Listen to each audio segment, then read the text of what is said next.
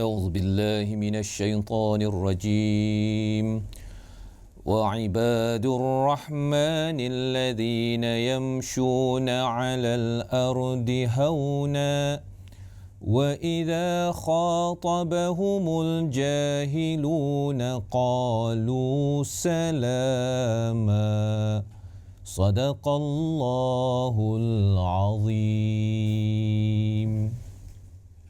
Demikianlah bacaan Quran berkaitan dengan Ibadur Rahman yang merupakan ayat tema bagi Malaysia Quran Hour yang akan dilaksanakan pada 30 Ogos nanti. Dan inilah kita bincangkan pada malam ini berkenaan bagaimana generasi belia berinteraksi dengan Al-Quran dan bagaimana mendekatkan Al-Quran dengan generasi dan juga masyarakat umum seluruhnya. Jadi untuk membicarakan lebih lanjut tentang kempen gerakan ini, bersama dengan saya di studio Darah Muda Puan Marhaini Yusof, Ketua Pegawai Eksekutif Yayasan Warisan Ummah Ikhlas di hujung sana, satu-satunya bunga di kalangan kumbang dua orang ini ya. Dan juga sebelah kiri saya merupakan Al-Ustaz Fazrul Ismail, Ketua Pegawai Pendidik Yayasan Warisan Ummah Ikhlas. Selamat datang ke Darah Muda. Awal ini saya kira itu ayat temanya, tapi mungkin boleh saya minta penjelasan dari Puan Marhaini tentang mengapa ayat itu, mengapa tema Ibadur Rahman itu yang diangkat untuk Quran Hour tahun ini. Okey. Untuk Quran Hour tahun ini, sebenarnya misi besar kita pada tahun 2020 adalah misi Surah Ar-Rahman. Ya, kita nak memperkenalkan Allah yang Maha Pengasih. Mungkin dalam keadaan pandemik apa semua yang kita pada World Quran Hour yang lepas masa Ramadan, kita laksanakan kita bawa misi Surah Ar-Rahman. Sebab apa, bila pandemik apa semua mungkin ramai stres. Anak-anak pun bila lama terkurung apa semua ni, ramai yang macam rasa Allah lamanya duduk dalam rumah, rasa tak merdeka apa semua kan. Jadi yang tu yang kita bawa, yang Allah tu Maha Pengasih, Allah tu Maha Penyayang dan banyak nikmat daripada Allah. Walau mungkin kita terkurung masa tu, kita rasa Allah kata kan, tapi kita nak kena cari juga apa sebenarnya sekecil-kecil nikmat dari Allah yang tak boleh kita nafikan. Tapi bila di World Quran Hour yang lepas dah kita perkenalkan Allah tu Maha Pengasih, kita nak tahu pula siapa hamba kepada Allah yang Maha Pengasih itu. Jadi itu kalau kita tengok ya dalam Malaysia Quran Hour, insya-Allah akan berlangsung pada 30 Ogos bersamaan juga dengan 11 Muharram menjelang kemerdekaan. Kalau tengok kita akan bawa dari surah Ar-Rahman kita dah bawa 4 nikmat, tapi dalam Malaysia Quran Hour insya-Allah kita akan bawa tentang 12 personality atau ciri Ibadur Rahman, hamba kepada Allah yang Maha Pengasih. Tapi akhirnya apa tindakan yang perlu kita buat? Kita harap dari 4 tindakan dari hadis Rasulullah membina peradaban masuk ke Madinah ini akan dapat sama-sama para belia laksanakan. Saya nak masuk lebih detail tentang 12 ciri-ciri Ibadur Rahman itu, sebab Ibadullah dan Ibadur Rahman ini nampak macam ada dua kelas yang berbeza, tapi ada kait yang kesalingannya itu kan. Tapi untuk Ustaz, mungkin awal ini bila Puan Marhaini sebut tentang rahmat Allah kan, rahmat yang banyak, tapi yang kita lepas pandang waktu PKP itu, mungkin kita boleh kaitkan dengan isu yang paling dekat dengan belia lah khususnya, berkenaan dengan kesihatan mental. Kaitan di antara Al-Quran dan kesihatan mental. Bagaimana Al-Quran membantu untuk menjaga dan memelihara kesihatan mental kita. Mungkin Ustaz boleh kongsikan. Baik Irfan, sebenarnya bila cakap tentang kesihatan mental, kita nak tahu bahawa sebenarnya biasanya dalam darah muda ni, ketika kita mudah beremosi. Betul. Ya, sama ada mudah marah, mudah gembira kan, tapi lepas itu dia sedih, melampau sedih ataupun gelabah kan, ataupun bila bercakap tentang dalam hidup kita ni banyak sangat expectation, harapan kan. Jadi bila kita tahu rahmat Allah ini banyak, maksudnya apa? Kita ada istilahnya abundance mentality bahawa Allah boleh bantu saya untuk kalau sedih boleh gembira balik. Betul. Kalau gembira maksudnya Allah boleh bagi saya gembira lagi, ya. Dan kalau sedih, marah apa sebagainya, Allah boleh bagi saya macam-macam seperti mana selama ini. Pasal dia kena ada proof. Terutama dalam muda kan, dia kadang-kadang dia nak fakta tu, dia nak statistik, dia kena bukti kan. Dia kalau baca Quran, kadang-kadang ada yang kata baca Quran ni tak nampak sangat. Betul. Kan, tapi bila kita lihat Al-Quran satu persatu, fakta dia memang jelas. mantap-mantap yang dia bawa kan, dia basically bukan sekadar mantap tapi kadang-kadang sentap juga. Betul. Pasal orang muda ni dia kalau dia bagi biasa-biasa kan, dia low energy macam tu, Dia tak makan saman tak lagi. makan. Ya, jadi sebenarnya memang salah satu audience Quran ini salah satunya orang lelaki dan orang muda. Kan pasal apa? Pasal kalau orang perempuan dia bila dengar sedikit saja ayat Al-Quran dengan kelembutan dia dah tersentap. Tapi kalau orang yang ganas sangat macam Omar, cuba bayangkanlah. Omar tu memang garangnya. Memang garang. Kan? Tapi bila dengar surah Taha zas habis. Betul. Kan? Jadi mengapa dia jadi begitu? Pasal Omar ni memang kalau marah memang marah betul, kalau suka betul, dan kalau ekstrim dalam emosi ni dia boleh menyebabkan sakit di peringkat mental pasal kita tak balance, dan betul. Quran mensejahterakan frekuensi itu. Kita akan bincang tentang bagaimana untuk kita mendekati Al-Quran itu. Cuma permahan ni Ustaz sebut tentang audience. Saya kira Al-Quran ini, ya Islam itu sendiri diturunkan pada umat manusia kan. Jadi bagaimana Al-Quran ini, kalau audience ni, kalau dalam ayat yang Ustaz baca tadi, wa idza khatabahumul jahiluna qalu salama. Yang golongan jahilun itu mana mereka yang belum lagi Islam, kalau bahasa dakwahnya kan, belum Muslim. Bagaimana Al-Quran mendekati golongan ini? Atau mungkin kempen ini cuba untuk mendekati golongan itu? Untuk golongan Muslim ya, sebenarnya kalau kita tengok awal-awal dulu ramai yang rasa takut. Tambah kalau misal kata ada ketua agensi, ketua organisasi, apa semua. Even kadang-kadang anak muda pun bila nak bercakap pasal Quran, mungkin rasa tak sedap hati sikit. Nanti aku macam dakwah ke pada orang lain. Ni apa semua. Sebenarnya apa yang kita buat, sebenarnya menyampaikan kebenaran ataupun orang nak tengok nilai daripada Quran tu dalam karakter kita, dalam akhlak kita apa semua. Kita tak nak macam kita bagi satu persepsi yang salah. Kita bukan main warak lagi, suka baca Quran apa semua, tapi dari segi karakter kita tak menunjukkan orang yang baca Quran kita kasar. Bila orang provoke sikit, wah kita balas dengan dahsyat juga apa semua kan. Kita tak nak macam tu. Jadi itulah yang kita tengok juga dalam ciri kedua tadi, salama, balas dengan kita kena berbudi bahasa. Orang provoke kita, orang apa semua, kita kena cool lah. Dan agak macam lagi teruk bila kita orang Islam, kita baca Quran, tapi bila dengan kawan-kawan yang bukan Islam, kita sangat kasar dekat jalan raya ke apa, bawa motor dengan kasar apa semua kan. Kita tak nak macam tu. Kita nak berbudi bahasa. Jadi tu antara cara kita menyampaikan Quran tu bila kita buat Malaysia Quran Hour di Dataran Merdeka tahun 2017 dengan skrin yang cantik besar apa semua tu, ramai non-Muslim yang tertarik nak faham apa sebenarnya yang sedang kita bawa, dan mereka nak faham isi. Kecantikan, keindahan Al-Quran itu kan, dia bukan sahaja untuk orang Islam tetapi juga bagi seluruh umat manusia. Kita akan bincangkan lebih lanjut lagi Puan Ustaz, tapi kita berehat seketika. Nanti kita berjeda seketika dan teruskan bersama dengan kami untuk bicarakan lebih lanjut tentang Malaysia Quran Hour, semuanya di Darah Muda.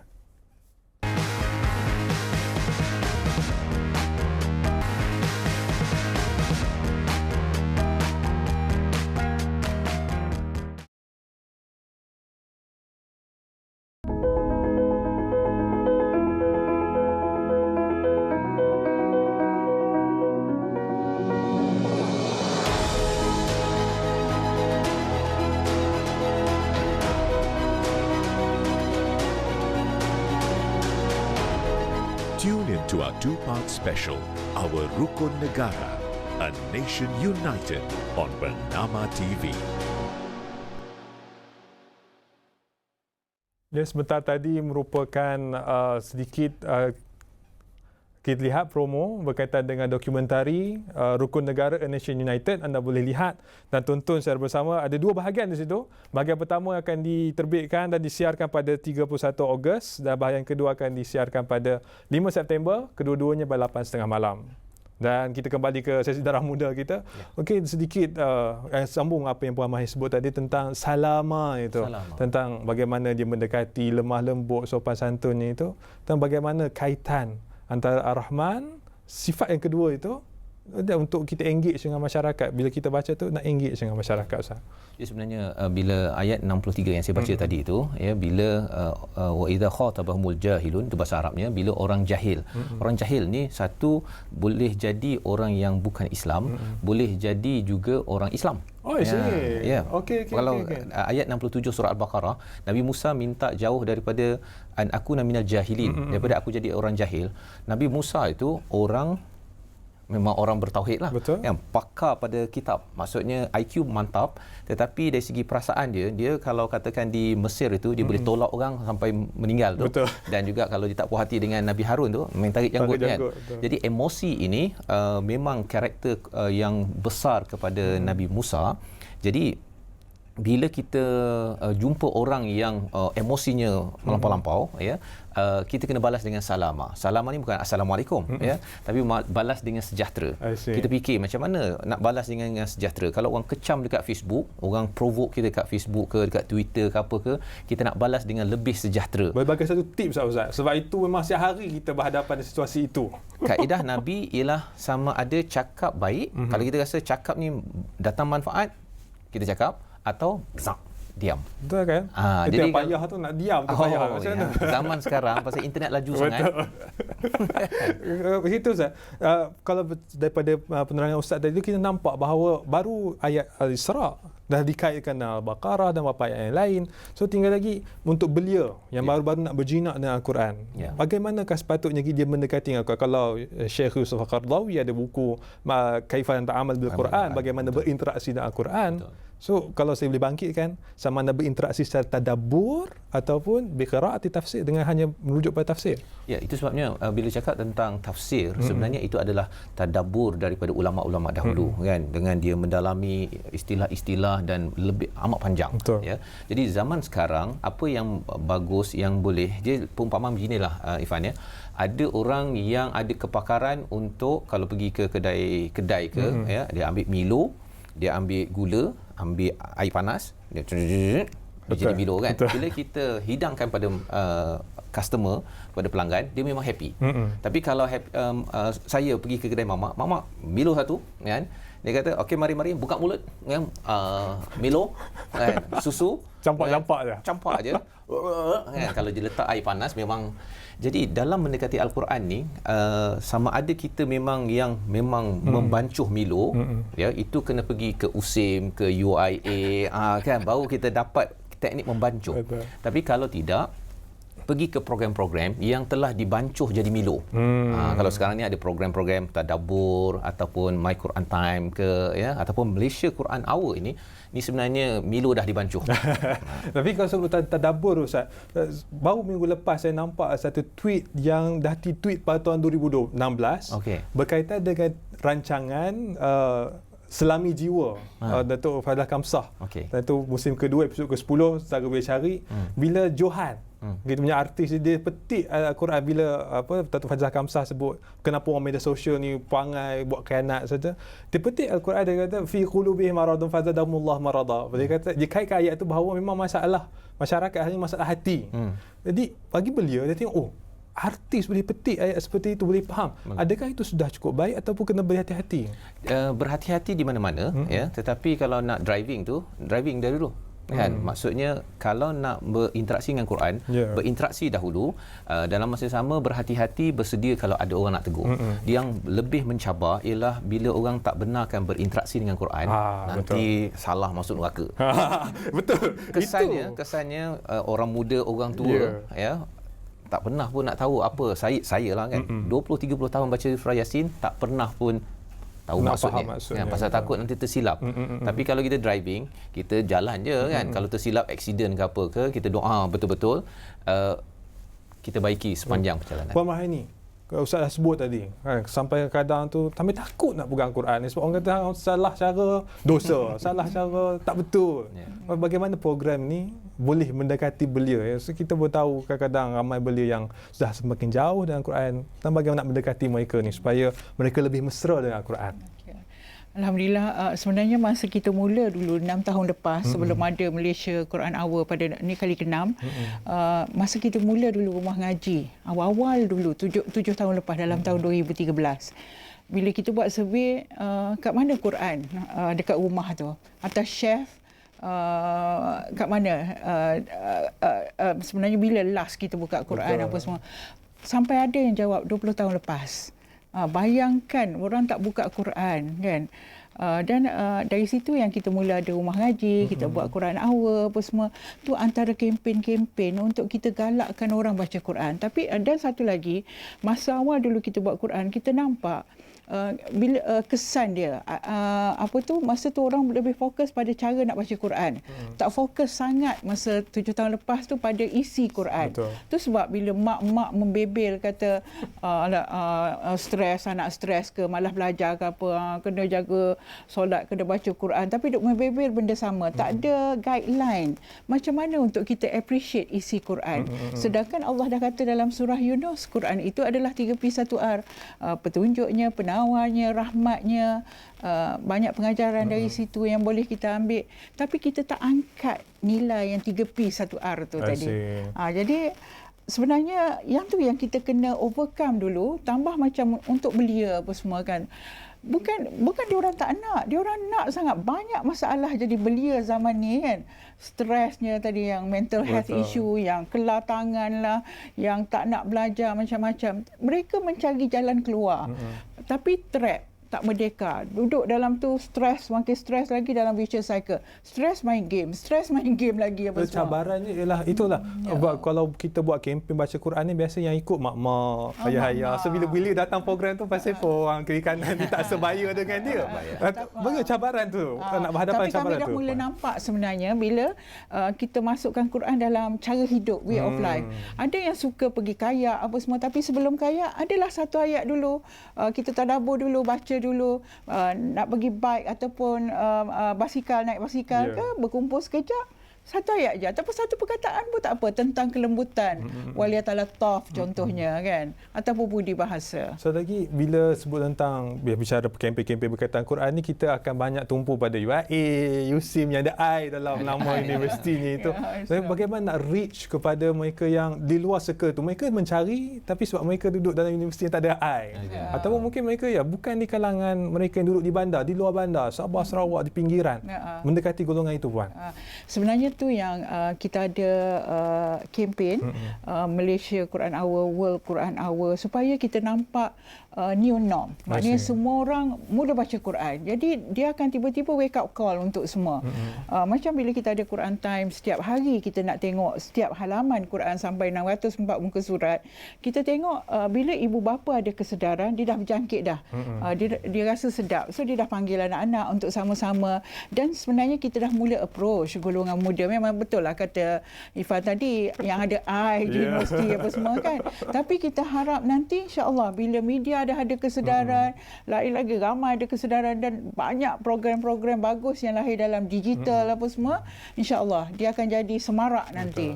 Ustaz, bila kita dah dekat dengan Quran ni, bagi mereka yang belum ada pendidikan yang mantap dari segi asasnya, kadang-kadang bila mereka baca Al-Quran tu, mereka ambil separuh saja. Sebagai contoh yang saya selalu dengar, ayat bagi surah Isra ayat 23, wa qadara rabbuka alla ta'budu illa iyyahu bil walidayni ihsana.